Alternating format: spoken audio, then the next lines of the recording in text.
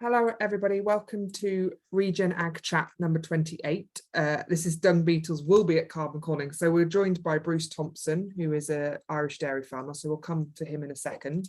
My name's Liz Jennifer. We've also got Nick Drenison. What have you been up to recently, Nick? Apart from sweating profusely for the last 5 minutes, I have been, we've been on holiday to Scotland. I messaged Bruce while we were there. I was in a wet, windy, cold caravan, feeling quite sorry for myself. And next year, I think we're going to go somewhere hot. And while we were there, typically, last year when we were on holiday, the bull broke his willy. This year, we had a heifer bulling and her leg, she must have got bashed and broke her leg. So it wasn't hugely relaxing, but it was a break.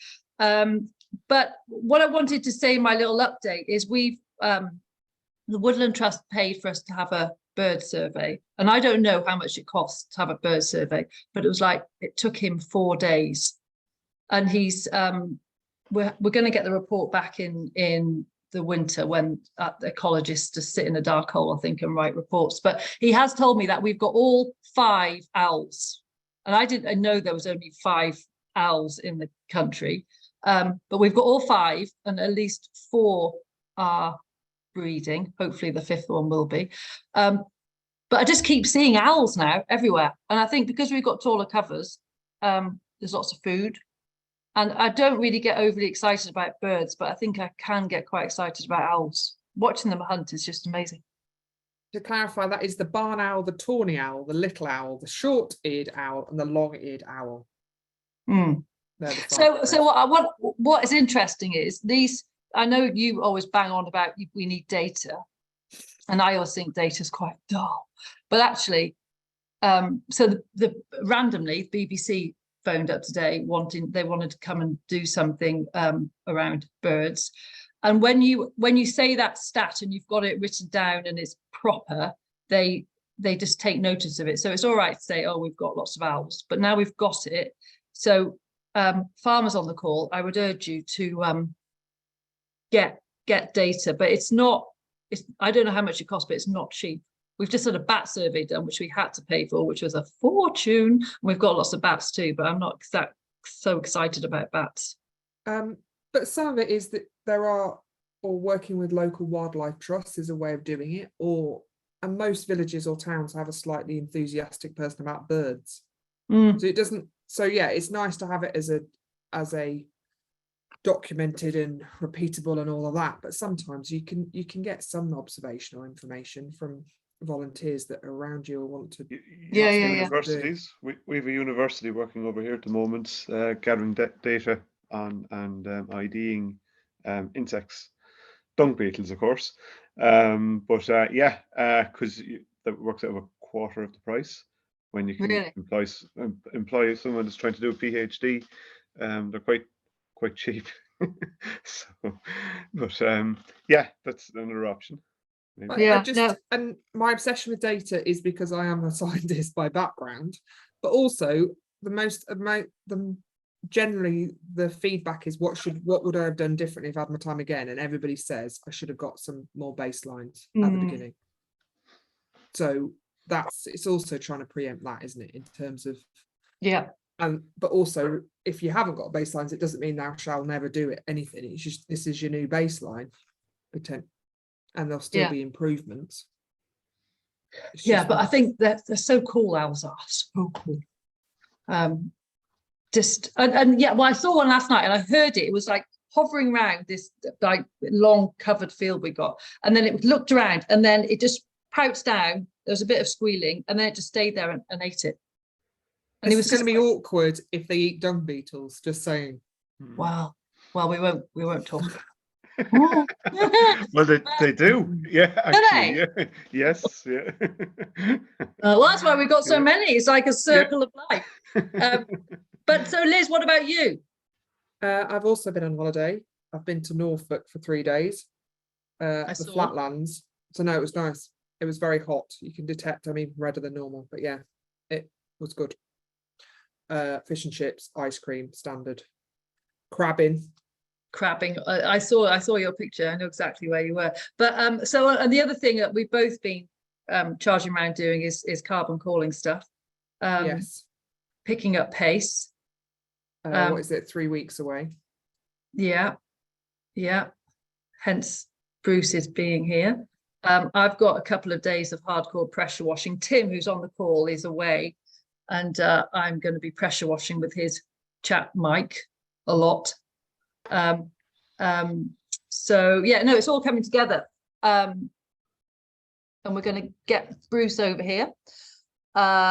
Jamie will be arriving, and then we need to talk about the workshops, Liz.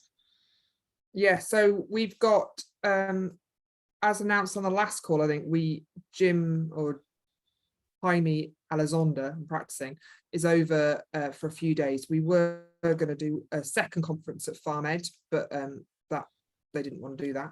So we're doing 2 technical workshops with him, one in Ashbourne in Derbyshire with a guy called Nick Adams, who volunteered after the last call when we were talking to Jim, and second one with Sarah Hammond, who's on the call tonight over in Denbighshire. So if you go to carboncalling.farm, there the booking details are on that. So they're slightly further south than the Cumbria one. So if people want to go and see Jaime, they can. They have that opportunity on the 6th and 7th of September. So the 6th is in Derbyshire, the 7th is in Denbighshire.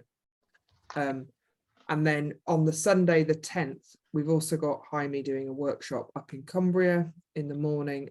We've also got Ian Bell doing one on soil biology and compost. And we've also got Anna de la Vega doing one on vermicomposting on the Sunday. So all 3 of them we've had chats with in the past. So yeah. Yeah, no, it's all coming together. Yeah, and then my added element of stress is I did get onto the Create course that I think I was talking about last time, and that is the week before. So that just adds an extra level of drama to my life, but there we go. It's all good.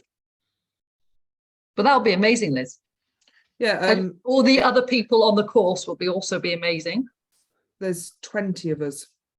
So, and from a real mixture of people. Some people I know from the UK, some people I don't, and then also some people from Portugal, Estonia, France, I think, as well. So just to warn everyone that's at Carbon Calling, Liz at Carbon Calling Cumbria may be quite tired.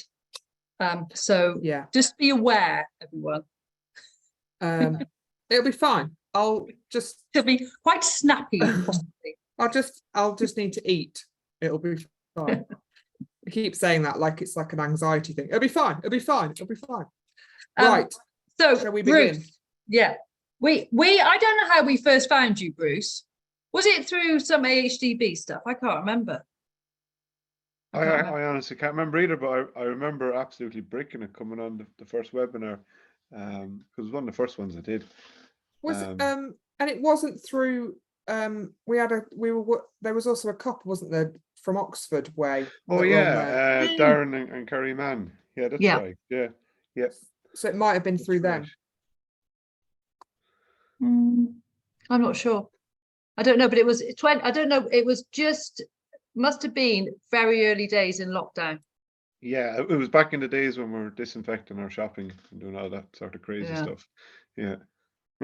So, but since then you've done your Nuffield. Done my Nuffield, yeah. It was done in reverse, of course. So yeah, I got to do my traveling at the end, the global focus end of it, after I had finished and handed in my my report. So it was kind of done backwards. So yeah, I got eventually to travel last year. So it was cool. Can you just tell people a bit about you? And your, okay. Yeah.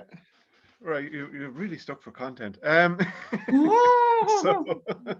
if you can cry or talk about some family trauma, that's when she likes that. Yeah, okay.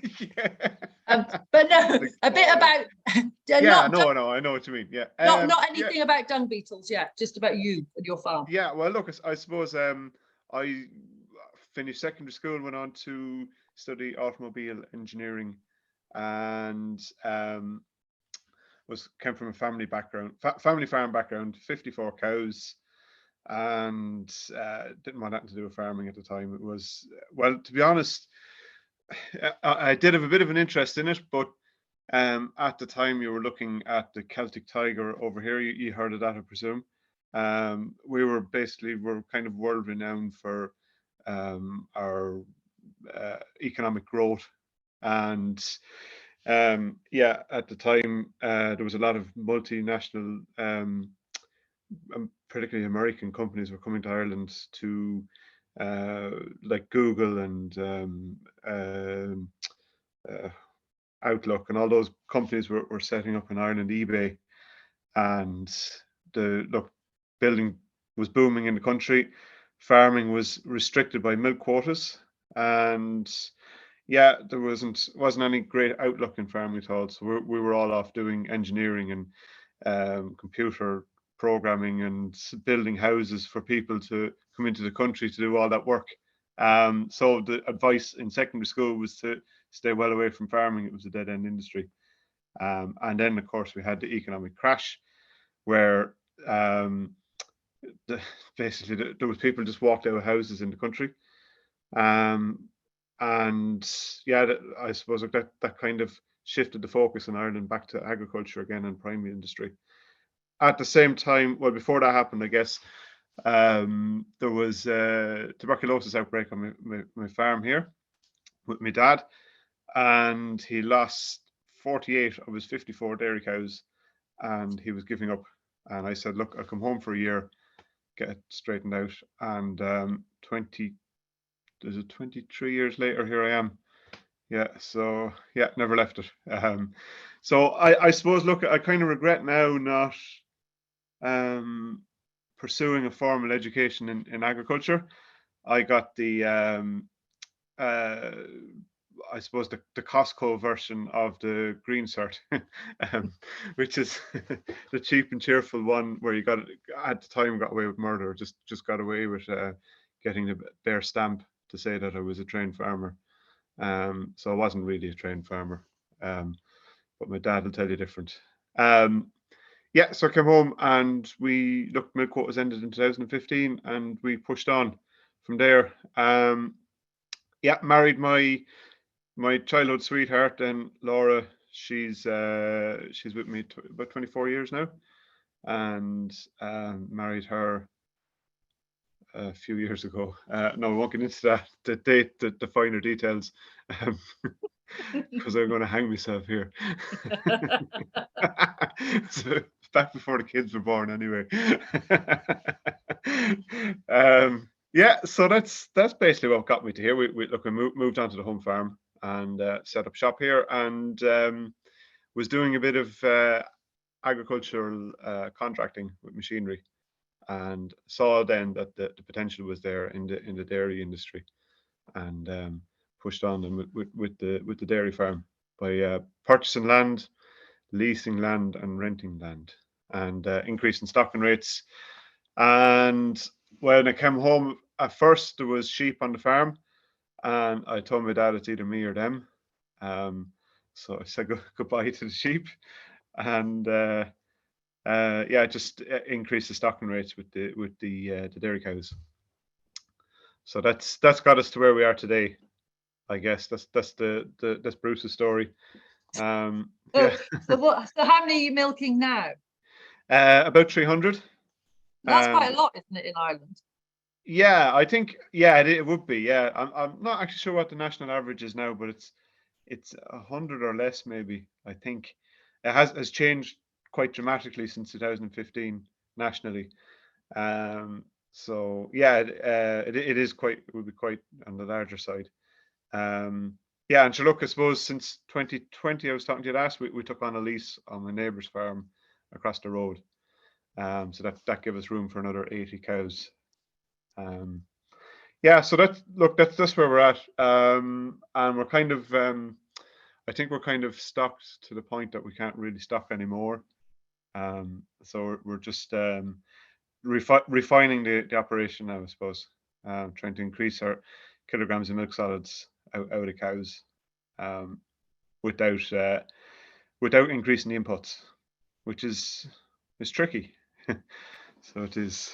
And yeah. that is, are you rearing your own heifers, or are they being reared elsewhere? Is that No, they're being reared here, which is, look, I think is very important for what we're trying to achieve on our farm. And unfortunately, we got caught with tuberculosis there last autumn, so we've had to keep a lot of young stock on the farm that we didn't really need to keep. So there's a lot of we've I think 490 animals or something on the farm at the minute, including my dad, and so, yeah, so yeah, we keep the young stock, and we're kind of look, we're genomically testing them and picking the best ones out of it. You're aware of genomic testing? Is that something you're doing? Yeah. And we're grazing them then in a manner that they're building up resilience to parasites, which is one of the things I was looking at with my Nuffield. So that when they come into the milking herd, that they have good resilience to being exposed to parasites. And yeah, look, I suppose, look, in Ireland here, the industry is a little bit, it's slightly different than what you're doing over there. 90% of the milk in Ireland is exported, over 90%, I think it's 91%. So we are, unfortunately, I hate using the word, but we're selling a commodity, really. So what we're selling is produced, basically it's a dried product mainly, or a long store product, so like your cheese or infant formula. Interesting fact is that Ireland produces 11% of the world's infant formula. But so don't the Irish eat many cornflakes? If you only got 9% of the milk is being consumed. Yeah. Do you just not drink much milk? Well, we do drink the same amount of milk, but the population in comparison to the population of cows is out of kilter in comparison to you guys. So well, have you got loads? Is there loads of cows? There's a lot of cows, yeah. Is there? And 1/3 of them, I think, is 1/3 of them, I think, is down in Cork, County Cork, is something serious like that. But yeah, we've got 1.5 million, 1.6 million, I think, dairy cows. And there's 5 million Irish. The population of Ireland is just over 5 million, and then total number of cattle, so this includes beef cows as well, is 7.4 million. Yeah, wow. I think we've about 1.6 million dairy cows, I think, is what we have. So when you put that in a ratio, that's a lot of milk. So yeah, the majority of it is exported.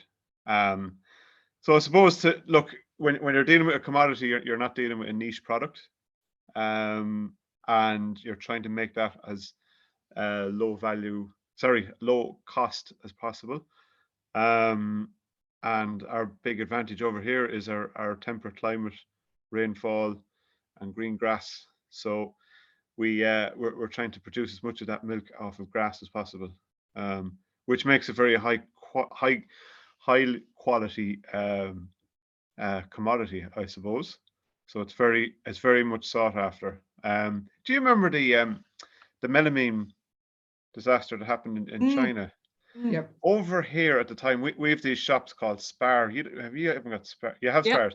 So anywhere there was a Spar near a post office, they couldn't keep infant formula here, the Irish infant formula, because what was happening was the Chinese people were buying the infant formula and walking out and going into the post office and posting it home.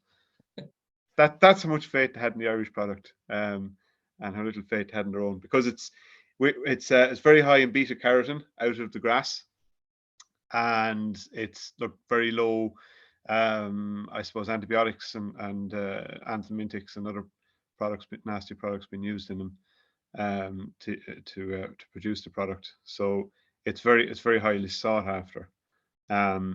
So yeah, look, we're matching our calving pattern then to meet the grass growth curve. So compact calving and fertility in cows and getting them up to target weights is very important. That's the big KPIs we're looking at in this country at the moment. And the weight of the cows versus their output. So we're not looking at liters or gallons, we're looking at kilograms of milk solids, because that's what we ultimately get paid for. Our our milk price is based. It's an A plus B minus C system. So it's A is protein, B is butterfat, and the minus C then is volume. So for every liter we send into the processor, we get deducted 0.1 of a cent. If that makes sense. No. It's like a volume charge. So the more milk we send in, the more of So a they want charge we get on it. concentration, basically. They don't want to be able to pull the water Oh, out. okay. Okay, correct. Yeah, it's an awful commodity that they have to try deal with when it goes in there. Yeah. So what would basically what to do is they take the cream off the top of it, and they sell the rest of it to the yuppies up in Dublin to put into their coffee, and I charge them a premium, but there's not enough for them in this country, I'm afraid, to use all of the skim. But what's interesting is that the sort of export level is very similar to New Zealand, isn't it, in terms of population correct. to export? Yes. And also the realization, like within the UK, yes, farming is blamed for greenhouse gases, but the farming is the main source, I'm guessing, of greenhouse gases within Ireland. So you've got whole different pressures, and you've still got EU regs coming in, haven't you? So there's other pressures coming in from a greenhouse gas perspective. There's massive pressure on the dairy industry in particular, because you know, in terms of the population, human population, the amount of greenhouse gases that are being produced from agriculture are massive. So we're really been looked on as being the bad boys for our carbon emissions, which we know is cyclical, but you know, and if you drop the output, it's going to have a positive effect on our overall emissions, like even a small bit. But like really, it's only a short-term gain unless you actually do something that's I'm actually referring to culling cows here, I should say, because that's one of our solutions. But you know, ultimately we're going to have to look at fossil fuels at some point or another. So yeah, that's kind of where our industry is. Big pressures on us to reduce our output, but we have and I'm not being cynical about it. We have a world-class advisory service, Chagas, working with us, and I have some absolutely phenomenal research going in at the moment. They're looking at genetic bloodlines in terms of the methane output of cows within breeds. So you have two cows side by side, same output, same size, look identical, but one has a 30% higher methane output than the cow beside her. And this is a genetic trait. So they can map it either with genomic testing or by doing milk recording. They can actually see the markers in the milk recording. So nationally, that means as we are compelled to reduce our output from agriculture by 30%, we could actually do it through genetics, technically. So but it's getting that science through, getting it implemented, and then getting the recognition for it. And why should the farmer do it is the other point. So you know, there's a lot of politics to political hurdles to jump over, I suppose. I suppose your drivers is that volume, isn't it? So you're getting quite a clear market signal in terms of milk solids versus volume. Yeah. But the market signals aren't there in terms of sort of as we would nutrient density. I suppose nutrient density is there because of milk solids, but it is a commodity. You're being asked to produce something. Everybody in Ireland is being asked to produce something very similar, aren't they? There is no ability to market it differently or direct sell it, or are there people doing that? There are people doing it, yeah. A few people, particularly in smaller holdings, but I suppose you're never going to get rich quick from it, because there's if it was a very prospectful way of doing it, then we'd all do it, and the value of it would go out of it. It wouldn't be a niche product anymore. But there is a few people doing it. There's vending machines going up. The farmers are doing quite well out of that, but like they're not able to sell enough milk to replace their own say their original sales. So yeah, I suppose that's quite difficult. We're a bit away from a large population really to take up the number of cows that are producing milk. And then look, it's hard to compete with the big products that are there in the market. You will get some people who will pay extra for. I know people are selling like biodynamic milk and organic milk, and those kind of products. But I know like last year in particular, we were actually getting more for our litre of milk than an organic farmer was, which I think is criminal, really. It doesn't make sense, but we were. And on top of that, Ireland imports organic infant formula. After I said all of that, we import organic infant formula from France because we don't have our own processing plant in the country. There hasn't been enough. See, the reason is there hasn't been enough being paid to organic farmers for the milk to justify setting up a dryer to have our own. But I actually believe there's a great story there to be told for Irish farmers with organic infant formula. Like what better infant formula could you give a child than organic infant formula for people that So want to do it. your dairies, Bruce, who buys your milk? Yeah, so our dairy, we're Tirlán is our processor. They've recently changed entity, but it's basically it's farmer owned. It's a co-op, and an actual co-op.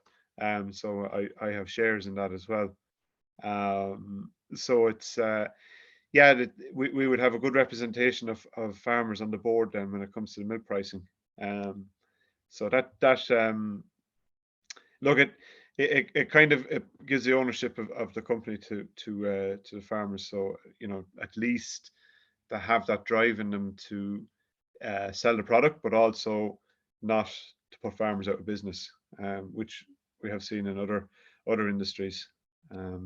Because some of the processors over here, the milk buyers are kind of they're into all the regenerative stuff. I just wondered if your people over there are similar. So not really. There is a little bit of talk of regenerative, but not so much in the dairy end of it. I suppose we've got Board B selling our product out in Asia and Africa and China in particular and America. We don't really need to work on ReGen, selling the product as ReGen, because I suppose grass fed is probably the terminology we're selling under, which does ReGen wouldn't have the same clout for sale in the likes of a Chinese supermarket as it would in the UK. So it's not really something that's been pushed as such. But look, at the same time there will be a lot of maybe what's the word? Yeah, look, maybe a lot of the movement of farmers are kind of moving in the same direction in terms of ecology and soil health. Big push from there. Our processors are encouraging us to do different processes, I suppose. Yeah, so because I guess that leads on to kind of dung beetles, and so you're doing your dung beetle things, Yeah. and are you a rare thing? Well, you called me ordinary last week. Did I? Oh, Yeah. no, I know, but I know. Did I? Sorry. But well, yeah. Look, I suppose the dung beetles is kind of is an unusual thing, but it's not as if it's new. No, it's not new science. Like it's just it was kind of ignored, I guess, and just look, it created a bit of awareness around it. There is a big movement away from the use of anthelmintics, and there's a huge awareness of the impact that agriculture is having on ecology and the environment. Whereas, you know, you go back 10 years ago, you wouldn't have seen farmers planting hedgerows, and they were having the perfectly manicured hedgerows and the perennial ryegrass fields. There's a big change there. Farmers are planting hedgerows. A lot of them are not topping hedges. We're with irrigation agriculture, irrigation farmers and the nitrates. I'll get into that in a second, but that's a certain area of farmers that will be kind of higher stocked. They're compelled to take on certain measures, and one of them is not cutting their hedgerows only on a 3-year cycle. And we are looking at increased riparian zones along water courses. So look, I suppose really in effect, and that coupled then with the cost of nitrogen is getting farmers to look at soil health and nitrogen fixing bacteria like rhizobium in clover. That has gotten farmers to look at that. I suppose we really are taking on a lot of the regenerative practices, just maybe not putting the name on it, I guess. And then there's a few places where ecologists and farmers working together in different projects. I know there's the corncrake, Irish corncrake over in the Mayo and the northwest of Ireland.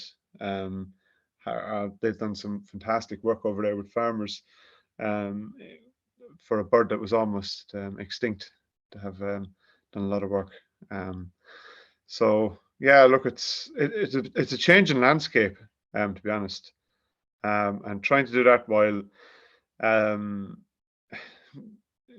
pay our bills, I suppose, because our margins are getting tighter as well. I know last year we had a fantastic year, but we knew that was a once in a lifetime year. But yeah, look, we're back to it this year now with tight margins, high inputs, and low prices on the world market. So yeah, look, it's a big challenge, but we're taking it on and we're doing it.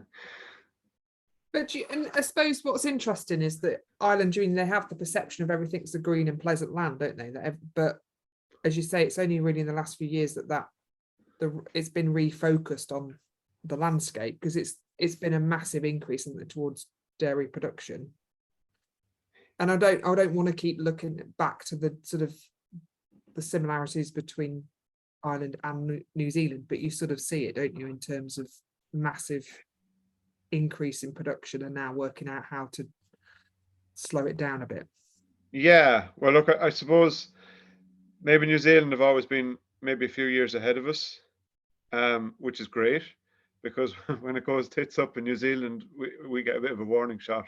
So they've had a unmerciful trouble with animal rights, and look, quite a lot of it is self-inflicted, and we've seen a bit of that happening here, because we weren't worried about selling the product in Ireland, we weren't worried about the Irish consumer, so we were only ever focusing on what the Chinese were thinking about us or what the Americans were thinking about us, and this is where all our focus was, but we never looked after our neighbours.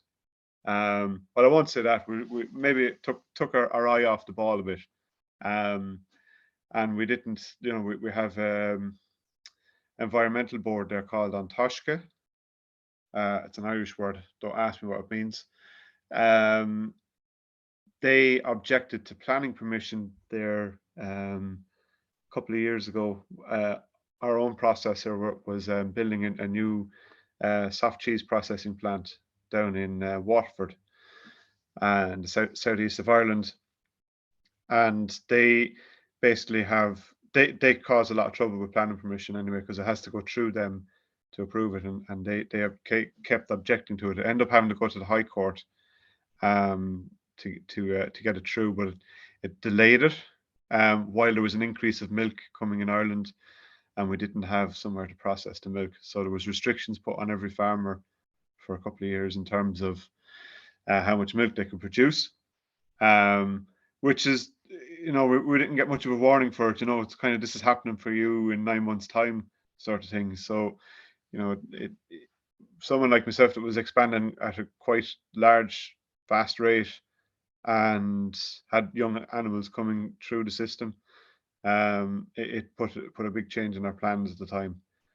So look, I suppose the point is we probably didn't look after their concerns early enough, and there were legitimate concerns. I know as a farmer at the time, I was cursing them, but they had legitimate concerns, I believed, and they weren't being taken seriously enough. But I do believe that the farmers now are like, basically they were looking at, there was too many cows in the southeast of Ireland, and that the water quality in Ireland was deteriorating, which,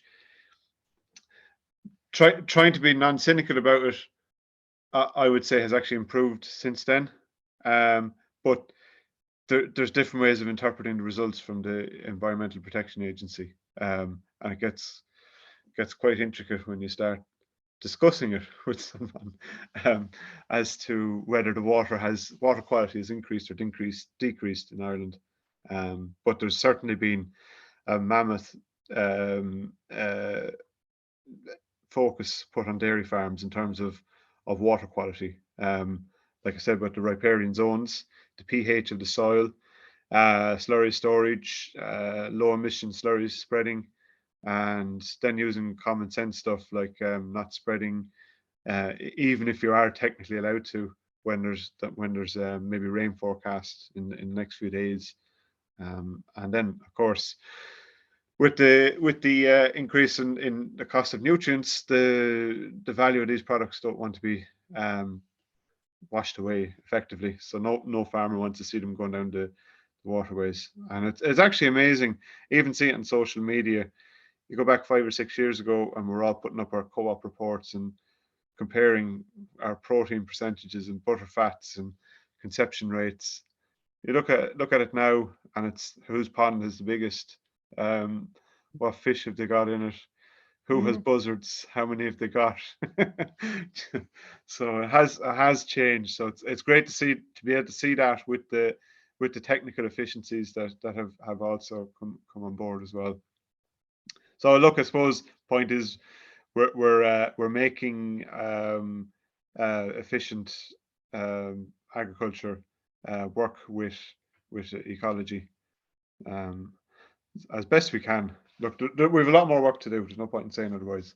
But we're heading, our heads face the right way anyway. So just going back to dung beetles, when did you first start thinking? Right. Well, I suppose my first time was I was out on a safari in South Africa with my then girlfriend, now wife, and we saw one of those big rollers rolling an elephant dung and putting it into the soil, and I thought, God, wouldn't it be fantastic if we had one of those or a few of those in our fields, and put the cow dung into the soil. Didn't really think much about it, and remember being at home, sitting beside a crush with my animal crush with my pen with my dad after having an argument over worming calves. Discussion over worming calves, and we knew that we were heading the wrong way because we were using a lot of product at the time, and Dad was reminiscing, of course, as he does, about the old days and what they did, and they didn't seem to be using anywhere near the same amount of product. So we decided then at that stage, to look at a bit more diagnostics. And I had a chance conversation a year or two later with an entomologist, Sally Ann Spence. She's from Cambridge. Is Cambridge, yeah. And was talking about she was talking about the effect that anthelmintics had. That's the wormers that we use, what effects they had on the dung beetles. And I was saying, well, we've actually reduced our usage in anthelmintics, and we've found that we've it seems to be on an upward spiral now, that we're using less and less. And she was sure that she assured me that because I was using less, there was more dung beetles there, and because of that, we didn't have to use as many because they were affecting the life cycle of the parasites that we're trying to worm against. So I found this fascinating, didn't realize with dung beetles, and went out into a field, got down on my hands and knees and started having a look through cow pats, normal neighbors or normal stuff that you do. And lo and behold, there was dung beetles working away. And they were there all along under third. Sorry about that. But anyway, yeah, my neighbours kind of looked at me a bit strange, and as they were passing by, threw me a few euro for being in hard luck. And I got fascinated by this. And look, I had a grow to to do an Nuffield scholarship as well, and I brought the topic to them to see about looking at the effect that antibiotics. But there's one thing kind of having a little bit of an interest, but then there's another thing like going into it as much as you have done and doing your Nuffield. And are you an obsessive person? Yeah. I have to see something through. Yeah. Oh, I hate unfinished stuff. Yeah, it wrecks me head. Yeah. So yeah, when I start on something, it either works or it doesn't work. There's no wondering did it work or not. We can conclusively say whether something worked or not. And I don't mind admitting defeat either. But yeah, I have to see something through. Yeah. But and in terms of, I suppose, if you go into your neighbour's farm, would the dung beetles be there as well? Is it that you've just got a lot of them, or you are I suppose are you generating them that then are going wider, or do you just? Yeah, the last point you said is actually correct. Because they don't stay inside my ditches. They can fly quite a long distance. Some species in particular. I know where I visited in Tasmania. Met one of the entomologists there, and they had marked beetles when they were releasing them because they were introducing them into Tasmania. They found them 40 kilometers away. So, really, there's a lot dependent on what's going on around your farm as well. Because if you're an organic farmer in the middle in a sea of ivermectin, it doesn't matter what you do, you're not going to have beetles on your farm, unfortunately. Whereas around us, we're lucky. There's quite a few small farmers, small holdings, and part-time farmers. Lowly stocked. The animals won't be under pressure, so they're not using a lot of wormers locally. So I'm quite lucky in that regard. Then, so and look, you need to have animals around you then as well. If you're in the middle of an arable area, you're not going to have. Well, you will get the beetles up, the numbers up, but it's going to take a lot more work to do that. And I suppose you mentioned the fact is you got rid of your sheep. I'm guessing there's a lot more dosing going on a lot of sheep farms than there is. Yeah, well, sheep are more susceptible to parasites.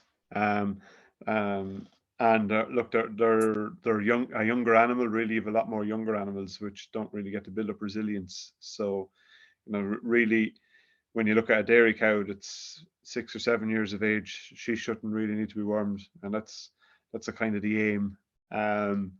Whereas sheep, you're going to have a lot of lambs on the farm, and they've never been exposed to parasites before, so they're obviously going to need to be wormed. So you're going to have a high percentage of your stock are very young when you've sheep. They're grazing a lot lower, and just their whole digestive system is more susceptible to parasites. So yeah, but that said, if you're working a mixed system, there's parasites that sheep wouldn't be susceptible to that cows are. So if you're working a rotation there, you can actually help one species can help the other. I suppose yeah, lungworm would be one for a good example. It doesn't really affect sheep, but it's a big trouble, particularly this year for young calves. And you mentioned during in terms of focusing on genomics. So I'm more aware of within the sheep is that we are starting to look at estimated breeding values for resilience, stroke resistance. But what's happening within the dairy industry on that parasite resilience as a genetic marker? Yeah, I suppose the only one really that we have nationally tied into our EBI system, which is our Economic Breeding Index, is liver fluke. But we can actually select bulls that are resistant to liver fluke now. We can look them up to see what their value is, along with tuberculosis. But look, I suppose this data that you're collecting has to be proven, and it's only as good as the information that's fed into it. So like with liver fluke, they're getting the data from the kill sheets from the factories, so they're able to see the damage done by liver fluke in the factories. But it's much more difficult then when it comes to general worms like Ostratagia, which is your stomach worm. Unless farmers are putting in the data in terms of selective use of anthelmintics, which is a very very niche area. You're not going to get that kind of proven. So it's going to take a lot more science to identify those genes. So a bit of work to do there. But I suppose what I've noticed is, generally speaking, when you're looking at animals that are resilient to one ailment, they can be fairly resilient to other ones. What I've noticed anyway, if you have animals with bad feet, that have mastitis, that have lungworm when they're younger, they've all sorts of blooming ailments. So they're really, if you don't record that information, you give your animal an antibiotic this spring. In the autumn, then you have her on an anti-inflammatory for a sore foot. She got a wormer over the winter. If you don't record that information, you don't really see it happening, and you're breeding then from those animals, and they're hiding in the herds. Whereas if you get better at recording that stuff, I suppose a good example is a friend of mine. He was a sheep farmer, and he'd a good bit of lameness in his flock, and every time the sheep, he was bringing them in to foot bath them, the last 5 or 6 ewes, he'd come along with an ear puncher and put a punch in their ear. At the end of the year, he just took out all the ones with the punches in their ears, and within 2 years, he solved his lameness issue. He'd no more lameness. But yeah, look, it just shows the possibility with breeding and recording the problems that we're seeing. Sorry, I'm going to go back to beetles again. So when they, can you just talk a little bit about cow poos? Yep. Consistency and what the beetles do in that poo. Yeah, okay. So I suppose we've spent 3 generations now dealing with parasites in the animal's stomach. But 80% of the parasites, 80 to 85% of the parasites at any given time are out in pasture, and we haven't been managing them out there. So your dung pat is what I focused on mainly. I looked at grazing strategies as well, but the dung pat is basically an incubator for parasites. So it's also a habitat for loads of insects. But the dung beetles was probably the most dramatic one of all in terms of what they do. They go into the dung pat and they don't eat it, they drink it. And they're drinking the bacteria out of it because it's mainly liquid. If you look at a dung pat, any dung pat is, I think it's about 3/4 of it is liquid. I won't say water. And they dry it out, and in doing so, the aquatic parasites are not able to hatch and migrate out onto grassland. I suppose really what we're trying to prevent is a wave of parasites coming out. You'll never stop them. We're not going to get rid of parasites. That's just not going to happen. But what you want to stop is a big wall of parasites when the animals come round on their next rotation, that is just covered in larvae. The grassland's covered in larvae. So what the dung beetles are doing is preventing them from hatching and migrating out onto grass in large numbers. The majority of them, that's the way the majority of beetles in UK and Ireland work, is they drink the pats dry, they lay their eggs in underneath the dung pat, And when they dry out, to a certain extent, the earthworms then come in and they pull it into the soil, consume it, and turn it into topsoil, basically. So it's goodbye to the parasites then at that stage. You have earth-burrowing beetles as well. They lay their eggs deep in the soil, so they can go out right down to 1 meter in depth and lay their eggs in the soil, pulling it into the ground. They were the ones they introduced into Australia and New Zealand because they were trying to get rid of the dung pats off of pasture altogether. But look, we don't have to do that when they're there naturally. So yeah, they would probably have a larger effect, but they're smaller in numbers. And I think they're more affected by the timing of wormers and fly control products. That's my opinion on it. That they're more affected by them because they're later in the season, which is when the worming, second half of the season, the worming concentration on the products is on the pasture is a higher level. So that's the effect that they have. And then look, they're a food source for birds, bats, and owls, yes, badgers and foxes. And they keep nutrients in the soil rather than running off the soil and into waterways. There's another advantage of them. And they also carry little phoretic mites on them. They're like little flies. They act as a taxi. And those little mites are known for eating fly larvae. So they reduce the fly loading on pasture as well in doing so. I think the fact that they drink the poo is incredible. Did you know that, Bruce, before you went down this route? No, I didn't. Yeah, that's basically what they do. They're filtering, aren't they? So it's basically like a whale. Yeah, consuming a lot to get the plankton or whatever out. So it's bacteria really. Yeah, that they're feeding on. Yeah, the sugars and bacteria in the cow poo. So what do you do about flies? So you're milking a lot of cows? Yeah. What do you do about fly control in the summer, like with heifers and stuff? So with the heifers, what we use is we use Stockholm tar and paint it on their teats, and we put eucalyptus oil on their backs, and find that very effective. It's a bit of a pain in the bum to use, but we find it very effective. And how often do you do that? Depends on the weather. So rainy weather, it won't last that long. A week tops in rainy weather, but in rainy weather you don't have a lot of flies, like what we've been having this month so far. But yeah, warm weather, then it'll last 3 or 4 weeks, up to 3 or 4 weeks.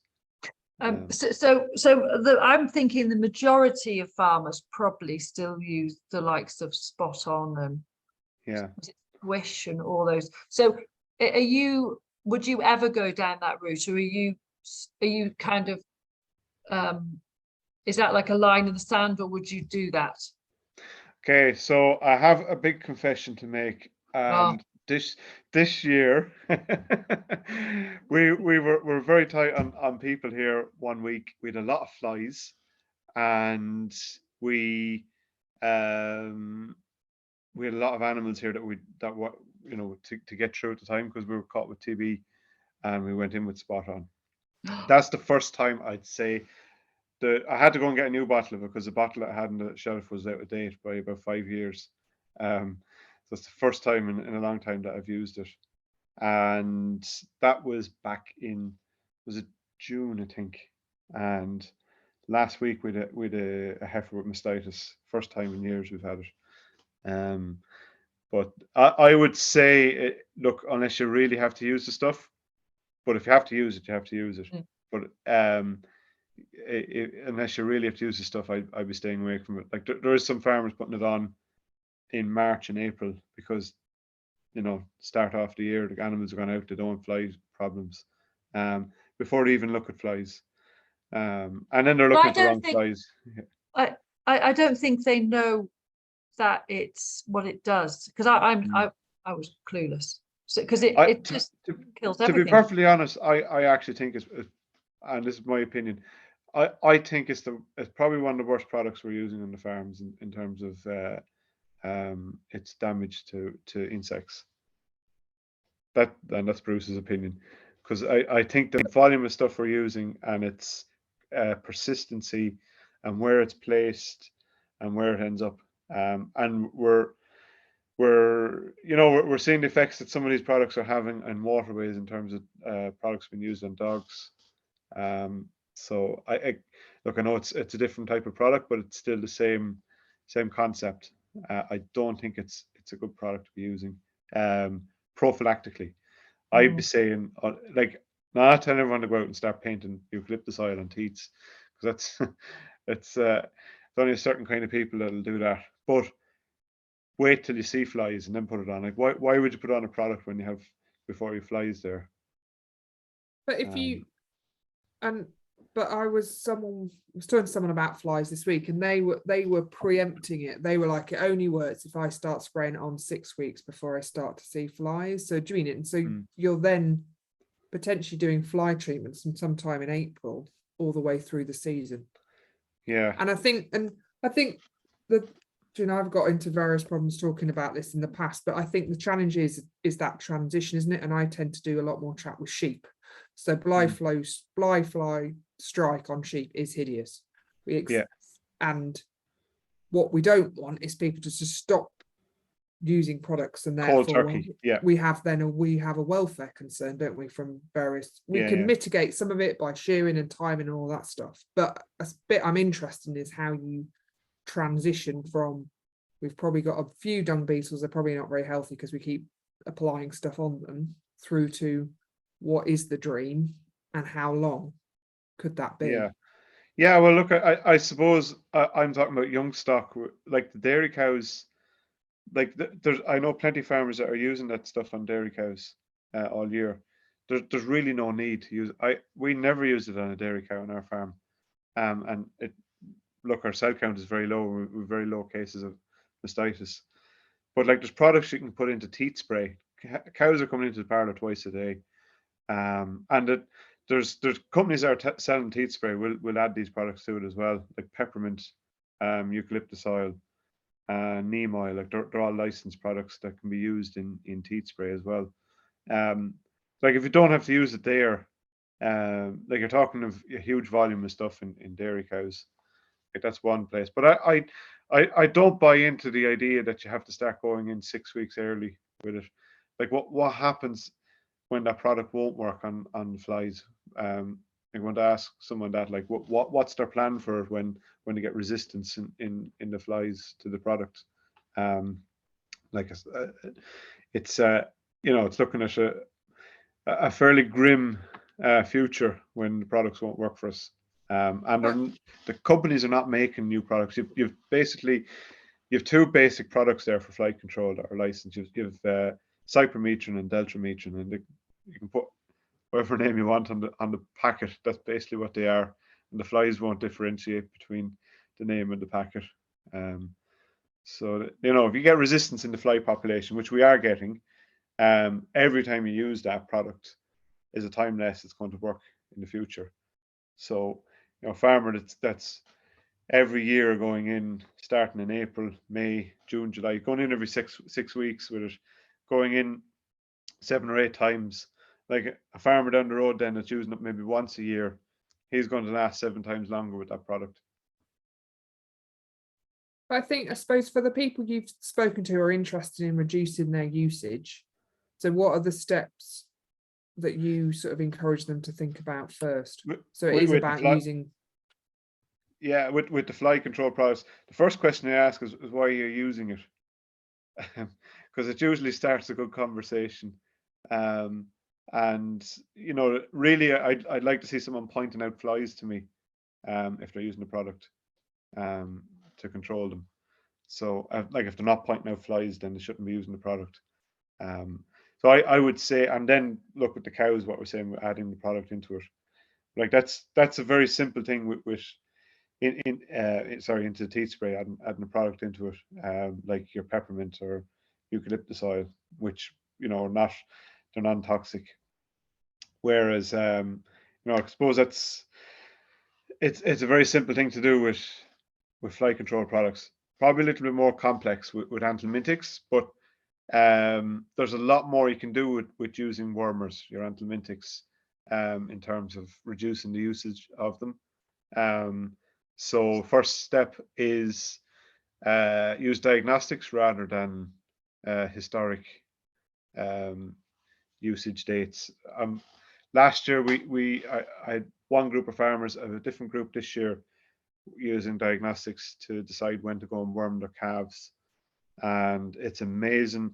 They're all very surprised, I suppose, by how little worming they actually need to do on their animals when they actually start using diagnostics, and how what part of the year they actually start using them. There's no worming needed. From what I've seen the last 2 years, there was no worming needed until mid to late summer. So there's worming that used to be done in May and June was a complete waste of time. And now, I'm not saying, look, next year could be a different year, but when you have science behind you, you have someone with a microscope telling you they don't have worms, then you're only wasting money and time, and then of course you're damaging your dung beetles, which are your natural predator to your parasites. So look, you stay doing that year after year, you're going to have a sterile environment for the parasites to come into. So yeah, that's the diagnostics. Then look, I suppose interpretation of results then is another tricky area. Some vets are really good. Some of them will just tell you to use a wormer because it just gets you out of their hair. Vets are, to be fair, busy, and they can't be dealing with being told, telling a farmer not to worm his animals, and then they don't see the farmer for 8 weeks, and he comes in complaining that he's got lungworm, and it's the vet's fault because he told him not to worm 8 weeks ago, because that does happen. They need to be constantly engaged with their vet as to what's going on the ground. Stockmanship then as well. I keep referring to lungworm. I suppose coccidia would be a good one. Good example. How do we know a calf is coccidia? Well, they all have coccidia, but it's not till it's well, they don't all, but a lot of them have coccidia, but it's not pathogenic until they become stressed. And what are the signs of that? Your a calf standing up and stretching and walking about 5 or 6 steps and lying back down again, and they have a sore anus, sort of pushing and kicking at themselves a little bit, and it's not very obvious, but a good, these good trained eyes with stockmanship are able to spot this, and they know which calves then to dose for coccidia, rather than incorrectly diagnosing loose dung paths as being worms and going in with a wormer then, and then going back in again a few weeks later because it didn't work. And that's quite common. So yeah, look, they're all the things that can be done. It gets very complex, but I would definitely say to any farmer to go and speak to their vet and tell them you want to take a diagnostic route on using anthelmintics and wormers. How do they start doing it? What can they do? And keep in contact with your vet. And you need to push the vet to do it as well. The vets will do it, but you need to work with them. But the bit that interests me is that, this is a wide generalization about vets, is that they're very focused on the diagnostics, aren't they? So they'll put tests in, but will they cover the genetics? Will they cover the selection intensity that might be needed? And will they also cover the fact is that it's the ecology of the system, isn't it? So you're trying to tackle it in lots of different ways. Yeah, that's the farmer's job, isn't it, to tie all that together, really. Unfortunately. Yeah, you have to be an expert in your field, but yeah, you just have to employ all those areas of expertise and take them on. Grazing management, look, that's where vets wouldn't be very well clued in, or anyone other than farmers. If you put calves out onto the same pasture and leave them on it for long periods of time and back onto it next year, that's going to completely overwhelm the calves with parasites. So it's not really a great practice, but farmers could get into a system of rotational grazing and mixing species, or mixing ages of stock in terms of the rotations. So there's lots can be done. It's very hard to explain it in a few minutes over a webinar. But the thing is, Bruce, at Carbon Calling, Claire Whittle, who's a vet and part of your Dung Beetles farmers gang, people will be able to go out in the field with you at Tim's at lunchtime, won't they? And go and, as Claire says, fiddle with poo, fiddle with beetles, do what you will. Pick up a few pats. So so the combination of you, the farmer, dung beetle guru, and Claire being a vet and also a dung beetle huge fan, I think it'll be quite powerful combination. And the bit that I keep coming back, in my head, I remember from the Greg Judy bit last year, which was when he was, because he was looking for certain cow coat types, or was culling out for sort of cows that were more susceptible to flies landing on them, so wanted a slick coat. But he was also putting up more tree swallow nests, wasn't he? So he was also encouraging birds to do work on the flies as well. Isn't necessarily solving the parasite issue, but it's the fly stuff he was quite interested in, is about this multifactorial way of dealing with it, rather than just one thing and just spraying. Spray, go for the bottle. But the swifts are really good at getting flies. You would see here after you start noticing things then as well, and that's why I'm very into when you talk about baselines. Like I've definitely seen an increase of dung beetles on the farm here. Now I have been breeding them as well, but I suppose what I don't know is, if you weren't looking at something to start with, then that's you have a very low baseline to start with. So it's hard to tell to what degree. But when you start noticing these things, and I suppose cold tits is one thing I really notice on the farm here. 3 days after cows have grazed the paddock, you'd see the cold tits swooping across. We know what they're after now. Like we used to just throw a blind eye to it, but we know they're catching the dung beetles trying to fly into the pasture. So we've got Tim's asked a question. So do you go out to other farmers and advise? Are you is consultancy part of your job now? I've done a bit of it, it's not really my job description, but I have done. I do anything for a few quid. No, I have done a bit of it, but it is. I suppose it's a very, you're looking at a very a novel area now. You're looking at grazing management. You're looking at veterinary products. You're looking at diagnostics. You're looking at animal type.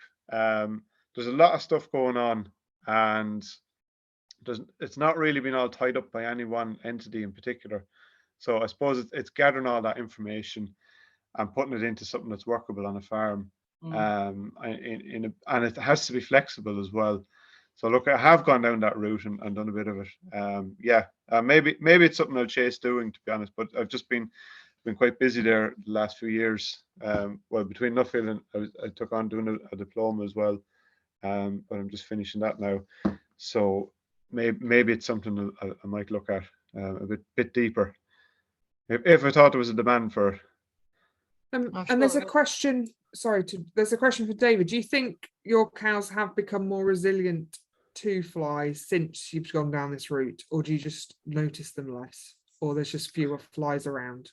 Or I would say fewer flies around, to be honest. I don't know if they build up resilience to flies. I actually don't know if they would. Definitely to internal parasites, but the external ones, well, you will with lice anyway. But with biting flies, I don't think they build up much resilience to them. But there's definitely less of them around because we have more dung beetles on the farm, so they will take care of a lot of them. I know this is a bit anthropomorphic, but there are people that get more bitten than other people, aren't there? So there's a potential there might be some individual variation in the attractiveness to a particular fly that we're probably not selecting for because we're just trying to annihilate the fly population. Yeah, well, anytime myself and my wife go anywhere on holidays, she comes home with bites on her, and I come home. We don't know. We don't need to know what you do on holiday. The mosquitoes have never touched me at all, but they just so it's like parking your car beside my little Ford Fiesta pulls up beside a Ferrari. My car's never going to get nicked, like. So. I'm not sure how we're going to get out of this cul-de-sac of conversation, but we'll try. Yeah. So it's I know a few people who are basically culling out any sheep. This again back to sheep briefly, but any sheep that are being struck compared, like if there's a group and one's been struck for no particular reason, then it is now being culled out. So we're indirectly selecting for some sort of preference for those flies. Yeah, well, look, it definitely will eventually help. It's very hard to pull out animals out of a herd or a flock based on one ailment, but definitely, if you're looking at selecting animals, I would certainly be selecting them, looking at that in terms of well, like I suppose for us with dairy animals, if I have a calf that has been wormed maybe three or four times in her first season, I won't be putting her in calf to a dairy breed. She'll be going in calf to a beef breed, so her genetics will never follow through in the herd. Whereas there's some animals in my farm, mature cows, have never seen a wormer. They're the type of cows I want, and it's notoriously difficult to record all that information, but we have a computer in our hand the whole time, with farm software on it. It's very easy to do. It's just a matter of being strict with doing it. You have to be really, really rigid with writing in information, picking out animals, and but yeah, look, you would see. I know that we have 2 stock bulls running to clean up heifers there at the moment, and there's one of them. Every time he comes into the yard with the heifers, there's flies flying around him. Now he's a beef breed, so it doesn't really worry me too much. But if that was a dairy breed, I'd probably be a little bit more concerned about what that could be leaving in my herd. But it's just amazing. One of them is covered in flies, the other one's not, and they look completely the same. And a couple of things just to ask questions on. One is about, you mentioned casually that you breed your own dung beetles. So how do you do that? Oh, it's basically in a dung pat, right? If there's 2 dung beetles in it, male and female, they'll eventually find each other and hold hands and take each other out for dinner. Yeah. You drink this bit. This bit's quite nice. And they'll lay a few eggs, and then they'll move off to the next dung pat. But if you put a lot of them into it, it turns into Glastonbury. So there's a big fight on. They're fighting over each other. They get down to business a lot quicker. They're off to the chippers on the way home, and they lay a lot more eggs. Lay a lot more eggs and move off to the next dung pat. So that when you've more competition, they breed at a higher rate. Basically, that's what I'm getting at. So, basically, when you're breeding them, the crude way of explaining it is you try and mimic a shortage of food for them, so that they put a lot of them into a small area and get them to mate a lot quicker. And this is like some bizarre dating game, Bruce. Yeah, it is. Well, you can imagine if you had, if you blind date where you had 1 man and 3 women there and they were interviewing, it was dead boring, wasn't it? Whereas Love Island is, there's a lot more involved in it. So maybe this is what we should do at Carbon Calling. No, Oh, I'm not sure we have the insurance for it. It wouldn't be worth the paperwork, Nick. Yeah. Informally, people can do whatever they want as long as they don't complain. Yeah. Or So that's basically what you do, but like I suppose you have to catch the stock, you have to speciate them, you have to you have to make sure you have the right dung. There's temperatures, there's times of the year, there's releasing them. I've done some of it in field tents, and we're getting a 19-to-1 increase in populations when we do it that way. I tried the big earth burrowing ones. I have a lot more work to do on that, and it needs a lot of time and effort. I've been doing those inside in incubators, I was trying to make it August in an incubator all year round to get these breeds to. so, But the, Claire came up to us and we found one of those big ones. What are they called? Geotrupidae, yeah. Yeah, and it was incredible because I'd seen them before, but we actually kind of found it. How old is that? It looked like a fully grown up one. How long does it take them to grow up? So they're generally fairly well formed when they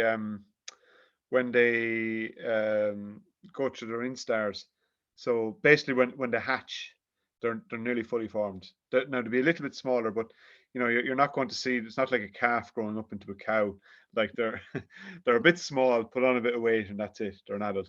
But what happens is they're laid in an egg, and they go through a few metamorphoses in the egg, through different instars, and that can go through a period of diapause over, say, winter time, and they're just sitting there as a larvae or a half formed larvae until they get certain weather conditions, the sun shining down, and then they get heavy rain, and then it triggers them to continue their metamorphosis into a fully grown beetle. So generally arriving then out of the dung pat as a fairly, I won't say a big adult, but they wouldn't be far off of it. They're quite impressive, those big ones. Oh, amazing. And I think that's so my brother, who's like hardcore dairy farmer, no real interest in anything vaguely ecological. He messaged me the other day to say he's found one, and it kind of properly floated his boat. So okay, cool. Yeah. It's just little things, isn't it, that get people. Tell him to take a picture of it and put it on his bottle of Spot On the next time. So I know. Well, I did say. but so how can I ask one last question, Liz? Yeah. How much enjoyment has this given you, and where do you see it going, and where do you see your farm going?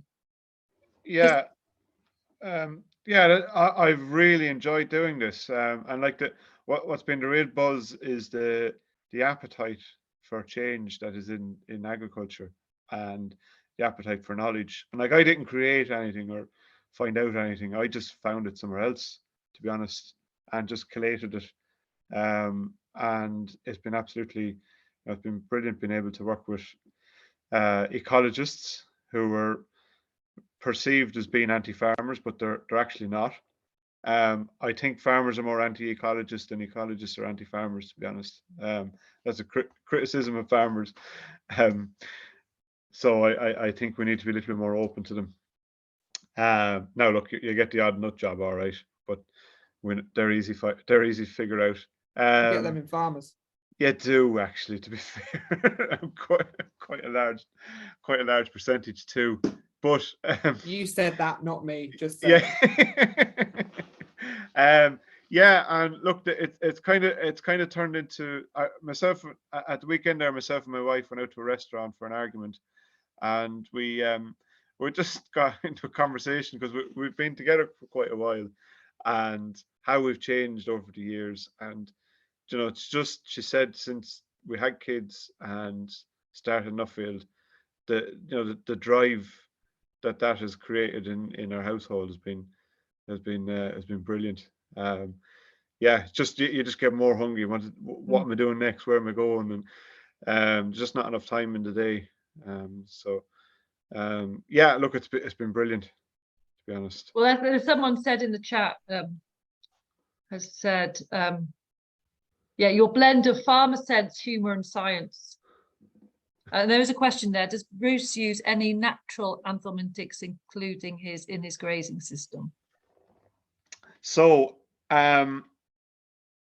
that's, I presume, referring to either Dudintonian flagrans or condensed tannins in chicory, for example. But I don't really buy into them too much.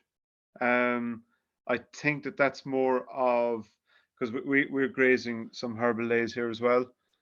I think the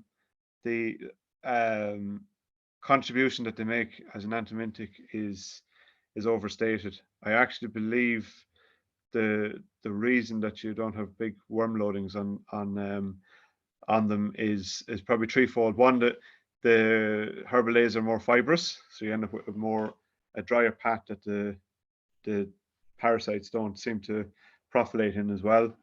You're on longer rotations, so you're kind of sidestepping that wave of parasites that are going to come out at 3 weeks. And also there's a mechanical thing with them as well. So your chicory is not as nice a plant to climb for parasites as perennial ryegrasses are. And then you're not grazing them down as tight, which, because the I think it's about 80 to 90% of the parasites are down in the bottom 5 centimeters of a sward. You're never grazing herbal lay down that tight anyway. So yeah, look, the condensed tannins do have an effect, but I certainly wouldn't be chasing it. I think there's more areas to be gained from the herbal lays, if that's what we're looking at. Dudintonian flagrans are another one that I think it's a fungus that you can use, but my argument with fungus is that ivermectin is actually derived from a fungus as well. It was found on a golf course in Japan by an Irishman. And he got a Nobel Prize for it. So I wouldn't be looking at fungi as being a solution either, because eventually the parasites become resistant to it as well. So yeah. With the element of wanting people to leaving people wanting more. Exactly. And I've just had a panic that I haven't shut my chickens up.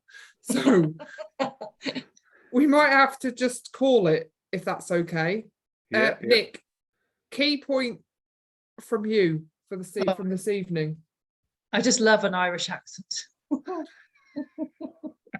No, serious accent. No, seriously. I think what Bruce said when you were talking with your wife in the restaurant, I think that's good, because as you get older, you have this kind of you haven't got as long left as you had before, and you don't want to waste a minute. And I think it's wanting to learn everything every day, and I think that's good. And I'm looking forward to what subject he picks on to add to his dung beetles, and then we can all learn off Bruce. Have his own YouTube channel. Yeah, good day, Bruce. I finally finished this book, which you might not. It's called Rebugging the Planet, and over the weekend, and that was interesting. Dung beetles, both dung beetles and worms feature, so it was like dream book. So yeah. Anyway, but thank you. So we'll see. Vicky Hurd. Vicky Hurd. It's a good balance between like quite a lot of science behind the bugs, but also how they have to fit within a better food system. So we can't, if we just try to improve the bug life without thinking about what we're eating and how we're choosing to get it produced. It was interesting. Very good. But Bruce is going to be at the bar on Friday night at Carbon Calling, aren't you, Bruce? Hopefully. Yeah. Let's sing an Irish song. Oh, Danny Bobby. Don't get us started. Don't start off. Oh, well, there'll be a guitar there. Ren will be there with him. I'm not singing. That's the last I heard of it now. Bruce is speaking with Stuart Johnson on Saturday afternoon. He's doing the lunchtime thing with Claire. And yeah, well, thank you all for joining us. And Bruce, thank you. Thank you. Sorry I'll about the see you stressful soon. start. No problem. See you soon. Thanks. Bye. Thank you. Bye. Bye, Bye. bye. Bye.